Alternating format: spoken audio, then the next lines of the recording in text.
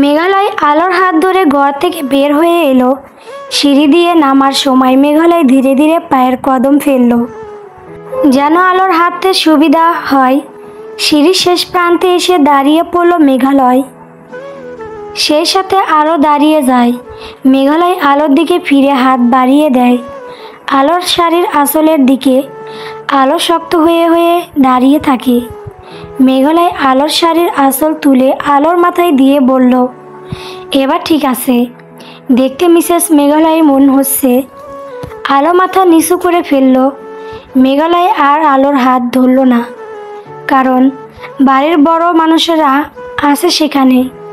মেঘালয় আগে এবং পিছনে আলো, এভাবেই দুজনেই এগিয়ে যায়। ড্রয়িং রুমের সোফায় বসেছিল মেঘালয়ের দুই চাচা এবং এক ফুপি। মেঘালয় সেখানে এগিয়ে যায়। উপস্থিত সবাই মেঘালয় এবং তার নববধূ আগমনে খুশি হলো। আলো একে একে সবাইকে সালাম করলো। ততক্ষণে মেঘালয়ের কাজিন গ্রুপ এসে আলোকে নিয়ে যায় ডাইনিং টেবিলের দিকে, কারণ সেখানে বাড়ির মুরব্বীদের উপস্থিতি কম। আলোকে একটা চেয়ারে বসিয়ে দিল স্মিতা।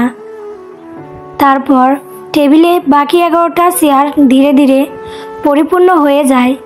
মেঘালয় ড্রয়িং রুম থেকে তাকিয়েছিল আলোর দিকে। সে দেখলো আলো মাথা নিচু করে বসে। মেঘালয় দৃষ্টি সরিয়ে মুরব্বীদের আলাপে মনোযোগী হলো। সকালে নাস্তা পর্ব শেষ হতেই আলোকে আবারও সাজিয়ে দেওয়ার ক্ষণ এলো। তানিয়া একবারও আলোর সামনে এলো না, কিন্তু ইতি ছিল। স্মিতাকে সাহায্য করছিল বেশ। মেরু রঙের লেহেঙ্গা পরিয়ে দেওয়া হলো আলোকে। তারপর আলোর চুলগুলো বেনি, তাতে দুটো গোলাপ ফুল গুজে কাঁধের একপাশে রেখে দিল। কানে স্টোনের ঝুমকা আর গলায় গহনা, ঠোঁটে পিঙ্ক রঙের লিপস্টিক, চোখের কোণে কাজল রেখা। ব্যাস এতটুকু সাজানো হলো আলোকে। এইটি তো আলোকে দেখেই বলল, ইউ আর টোটালি ডিফারেন্ট আলো। অসুন্দরের মাঝে তোমায় সুন্দর লাগে কেন বলো তো? তোমাকে দেখলে চট করে মাথায় আসে তুমি কৃষবতী, কিন্তু তোমায় খুব সূক্ষ্মভাবে পর্যবেক্ষণ করলে বোঝা যায় তুমি কালো বলেই দেখতে সুন্দর। ফর্সা সুন্দর হলে তোমায় দেখতে একটুও ভালো লাগতো না। ইতির কথা শুনে আলো কিছুই বলে না, শুধু ফ্যাল ফ্যাল করে তাকিয়ে থাকে। এমন সময় দরজা খুলে মেঘালয় নিজের ঘরে প্রবেশ করলো। স্মিতা, ইতি এবং আলো মেঘালয়ের দিকে তাকালো। মেঘালয় হাতের ওয়াচ ঠিক করতে করতে তাকালো আলোর দিকে। তারপর মুচকি এসে স্মিতাকে উদ্দেশ্য করে বলল, এবার তো স্যার। এতক্ষণ যদি একটা মানুষকে এভাবে বসিয়ে রাখিস মেরুদণ্ডের সমস্যা হবে। সোজা সাপটা বলে দিলেই পারো যে আমরা যেন তোমার ঘর থেকে বের হয়ে যাই। শুধু শুধু মেরুদণ্ডের সমস্যার কথা বলে নিজের দোষ ঢাকতে চাইছো যে? স্মিতা হেসে কথাগুলো বলল। ইতি মুখে হাত দিয়ে হেসে ফেলল। মেঘালয় চোখ পাকিয়ে তাকালো। স্মিতার হাসি যেন দ্বিগুণ বেড়ে যায়। স্মিতা আলোর হাত ধরল। তারপর মেঘালয়কে উদ্দেশ্য করে বলল, ভাবিকে নিয়ে গেলাম। এতক্ষণ বসে থাকার পর ভাবির যাতে মেরুদণ্ডের সমস্যা না হয় সেজন্য একটু হাঁটাহাঁটি করতে নিয়ে যায়। ইতি, ভাবি চলেন তো, ডাক্তারদের সঙ্গে থাকলে নিজেদের রোগী মনে হবে। মেঘালয় হেসে ফেলল স্মিতার কথা শুনে। স্মিতা সত্যি সত্যি আলো এবং ইতিকে নিয়ে বেরিয়ে গেল। স্মিতার পাগলাটে চিন্তাধারা সম্পর্কে সে অবহিত, তাই কিছু মনে করলো না। মেঘালয় এবার নিজেই তৈরি হলো। আয়নায় আরও একবার নিজেকে দেখে নিল সে। অফ হোয়াইটি শেরওয়ানি, আইভরি রঙের সাথে হালকা গোল্ডের কাজ, সিম্পল কিন্তু রিচ। সামনে গোল্ড বোতাম, সাথে অফ হোয়াইট চুড়িদার আর গোল্ডের মোজারি। বুকের পাশে ছোট মেরুন গোল্ড ব্রোচ আলোর মেরুন লেহেঙ্গার সাথে পারফেক্ট ম্যাচ এনে দিয়েছে। মেঘালয় ঘর থেকে বের হতে সম্মুখীন হলো ইনিয়ার সঙ্গে। ইনিয়া সম্পর্কে মেঘালয়ের বেআইন হয় মাসফি ফুপু শাশুড়ির একমাত্র মেয়ে। মেঘালয়কে দেখে ইনিয়া এগিয়ে এসে বলল, হ্যালো ডক্টর, বিয়েটা সেরে ফেললেন? কংগ্রাচুলেশনস। Thank you. একা এসেছো নাকি? ইয়েস, মাম্মি একা পাঠাতে চাচ্ছিল না, আমি জোর করে এলাম। নিশ্চয়ই আমার ওয়াইফকে দেখতে এসেছো? মেঘালয়ের প্রশ্ন শুনে ইনিয়া অবাক হয়ে যায়। মেঘালয় ইনিয়াকে পাশ কাটিয়ে চলে যায়, কিন্তু ইনিয়ার ডাকে মেঘালয় থেমে যায়। ইনিয়া দৌড়ে যায় মেঘালয়ের কাছে। মেঘালয়ের সামনাসামনি দাঁড়িয়ে মেঘালয়ের চোখের দিকে তাকিয়ে বলল, আপনি এত কিছু বোঝেন, অথচ আমি আপনাকে চেয়েছিলাম, সেটাই আপনি বুঝতে পারলেন না কেন? নাকি সব বুঝেও না বোঝার ভান ধরেছিলেন? তুমি আমাকে চাইলে তো হবে না, আমার মাঝে তোমাকে চাওয়া আকাঙ্ক্ষা থাকতে হবে।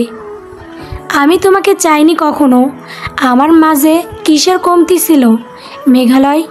কমতি, শূন্যতা এসব হৃদয়ের ব্যাপার না, এগুলো হচ্ছে লজিকের ব্যাপার। হৃদয় লজিক দিয়ে চলে না, হৃদয় নিজের নিয়মে চলে। আমার হৃদয় তোমাকে কখনোই চায়নি। একটা কালো মেয়েকে আপনার হৃদয় চেয়ে বসলো। How funny. এক্সকিউজ, তানিয়া আপুর কাছ থেকে জানতে পারলাম আপনি বিয়ে করছেন। তখন আমি ভেবেছিলাম মেঘালয় ইমতিয়াজ আহমেদ হয়তো এই শহরের সেরা অপ্সরাকে বিয়ে করছে, কিন্তু সোশ্যাল মিডিয়ার তানিয়া আপুর শেয়ার করা আপনাদের বিয়ের ছবি দেখে আমার কেন যেন আপনার ওপর হাসতে ইচ্ছে করলো। যার এত দম্ভ, সে কিনা একটা কালো গরিব ঘরের মেয়েকে। বাকি কথা সম্পূর্ণ করতে পারল না ইনিয়া। মেঘালয় হাত উঁচু করে বলল, আমাদের বাড়িতে তুমি আজকের দিনের মেহমান। খাও দাও, এনজয় করো, বাট ডোন্ট ক্রস লিমিটস ইনিয়া। I won't tolerate you can say me anything, not my wife, because she is my responsibility. She is my life partner, but not your soulmate. শুধু বিয়ে করে লাইফ পার্টনার হলেই হয় না, soulmate আত্মার আত্মীয় হতে হয়। আপনি পুরুষ মানুষ তো নতুন নতুন বিয়ে করেছেন, এখন সব কিছুই রঙিন মনে হবে। আর কয়েকটা দিন যাক, তারপর না হয় আপনার বলা কথাগুলো মিলিয়ে দেখব। কথাগুলো বলে ইনিয়া মেঘালয়ের সামনে থেকে সরিয়ে দাঁড়ালো।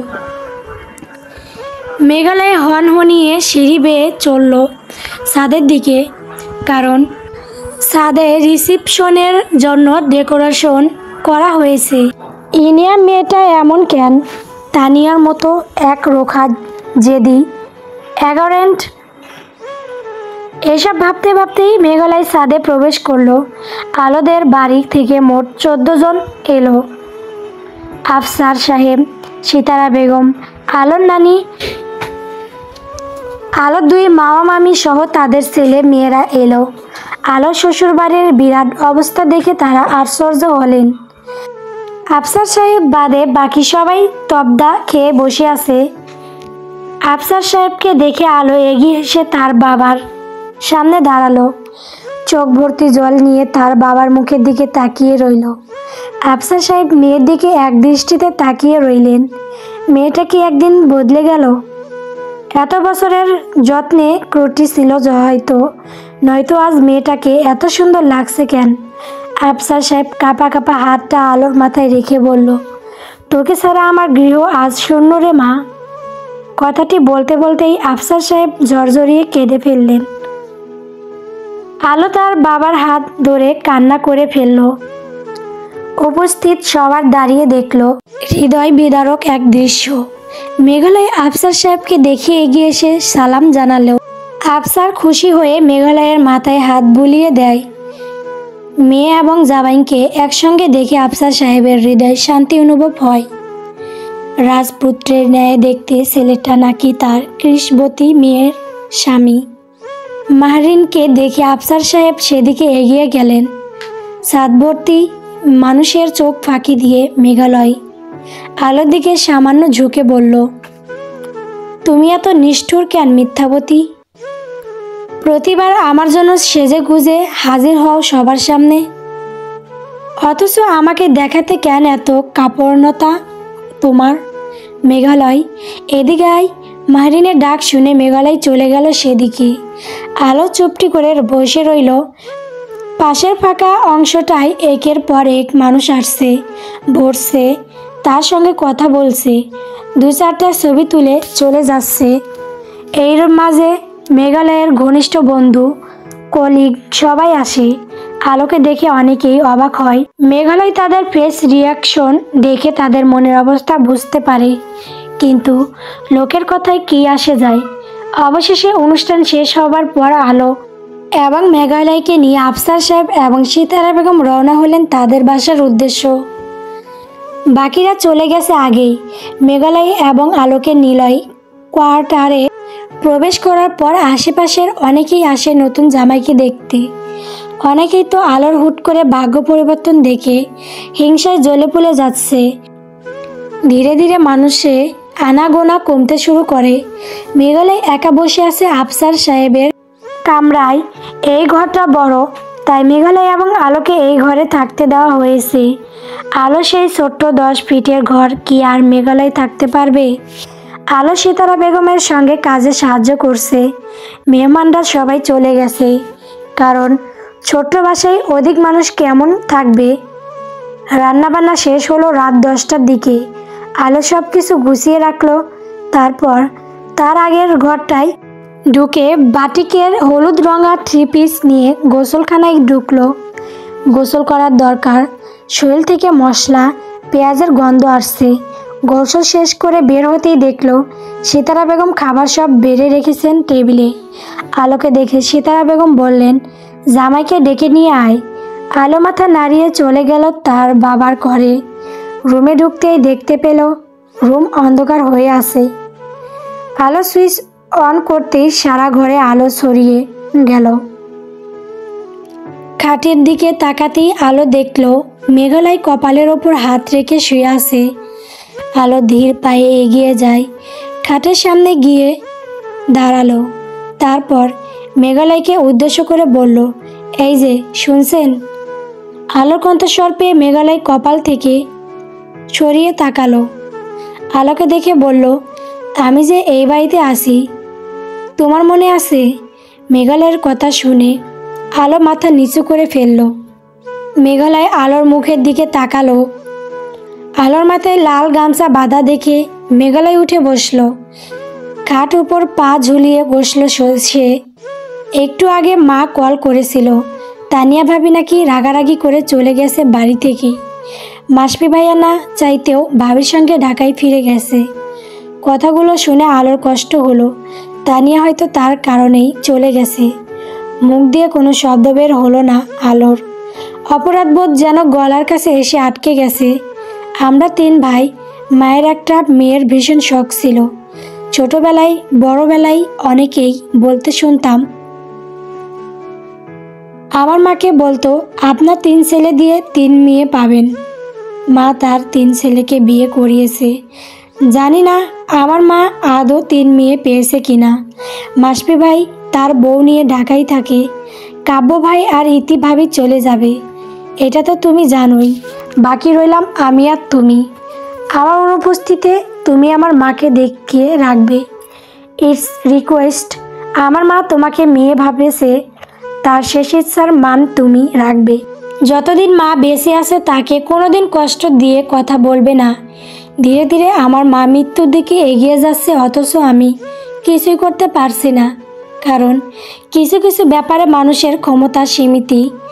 আমি ডাক্তার, অথচ আমি জানি না আর কোন চিকিৎসা পেলে আমার মা সুস্থ হবে। আলো মেঘালয়ের কথাগুলো মনোযোগ দিয়ে শুনল, কথায় পিঠে জবাব দিল না।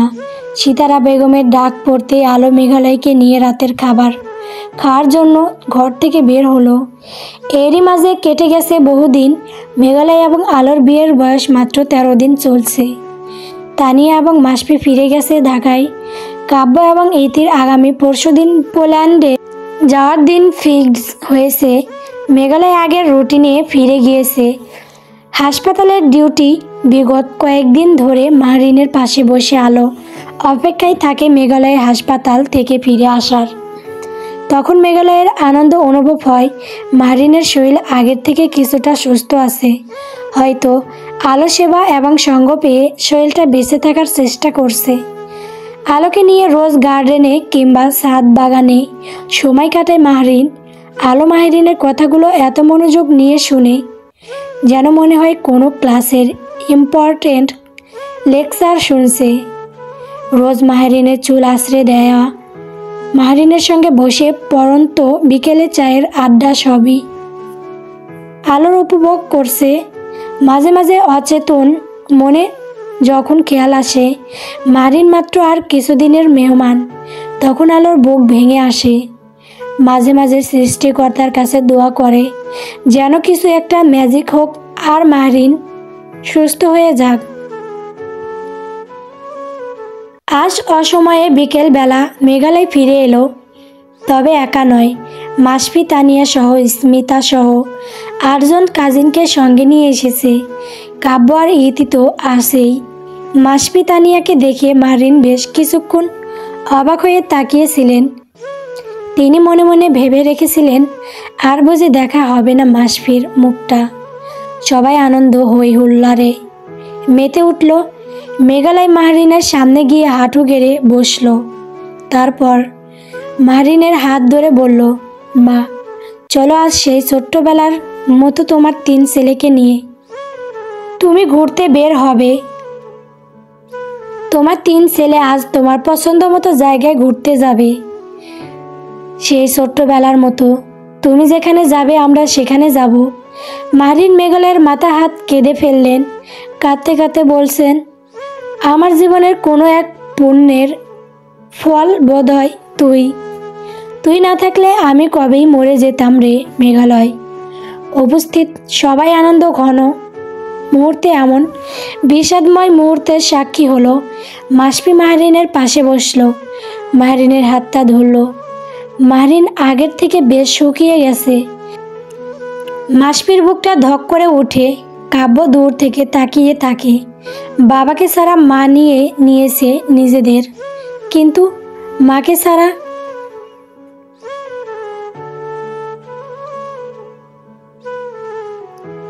গল্প মেঘের ওপারে আলো।